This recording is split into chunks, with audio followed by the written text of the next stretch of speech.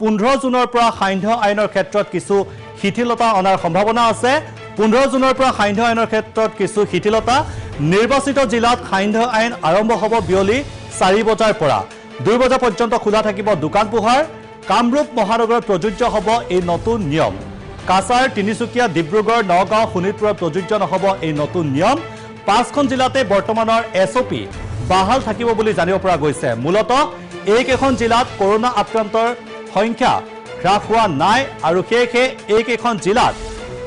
পূৰ্বৰ এছঅপি বাহাল থাকিব এই মুহূৰ্তত জনাইছো দৰ্শকক এটা গুৰুত্বপূৰ্ণ খবৰ অহা 15 জুনৰ পৰা সান্ধ্য আইনৰ ক্ষেত্ৰত কিছু শিথিলতা অৱলম্বন কৰা হ'ব নিৰ্বাচিত জিলাত সান্ধ্য আইন আৰম্ভ হ'ব বিয়লি 4 বজাৰ পৰা 2 বজা পৰ্যন্ত দোকান পোহাৰ খোলা ৰাখিব পাৰিব এই জিলাসমূহত বিশেষকৈ কামৰূপ মহানগৰত প্ৰযোজ্য হ'ব এই নতুন নিয়ম অৱশ্যে কাছাৰ তিনিচুকীয়া ডিব্ৰুগড় নগাঁও আৰু শোণিতপুৰত প্ৰযোজ্য নহ'ব এই নতুন নিয়ম এই 5খন জিলাতে বৰ্তমান যি এছঅপি চলি আছে সেই এছঅপি বাহাল থাকিব বুলি জানিব পৰা গৈছে মূলতঃ এইকেইখন জিলাত কৰোনা আক্ৰান্তৰ সংখ্যা হ্ৰাস পোৱা নাই আৰু সেয়েহে এই সিদ্ধান্ত গ্ৰহণ কৰা হৈছে যিকেইখন জিলাত এতিয়া কৰোনাত আক্ৰান্তৰ সংখ্যা হ্ৰাস পাইছে সেই জিলাসমূহত নতুন এছঅপি